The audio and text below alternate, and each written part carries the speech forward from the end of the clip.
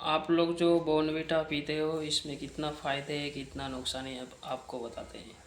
अगर आपका 17-18 साल के अंदर उम्र है तब आप पियोगे तो आपको जो है फ़ायदा होने वाला है। अगर जो 17-18 साल के ऊपर हो, आप जी चाहो कितना भी पी लो, लेकिन ये जो है आपको कुछ फ़ायदा नहीं करने वाला है। क्यों? क्योंकि हमने जो है ये यूज कर चुके हैं।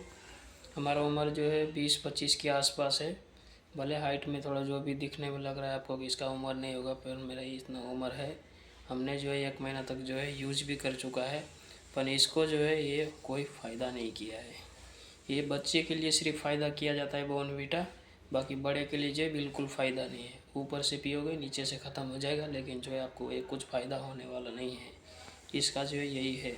और आप कभी भी ख़रीदो तो इसका एक्सपायरी डेट जो है हमेशा चेक करके लेता रहो। हम मैं हर वीडियो में बोलता हूँ इसका एक्सपायरी डेट हमेशा चेक करके ही लेना। ठीक है, आज के लिए इतना ही। जय हिंद।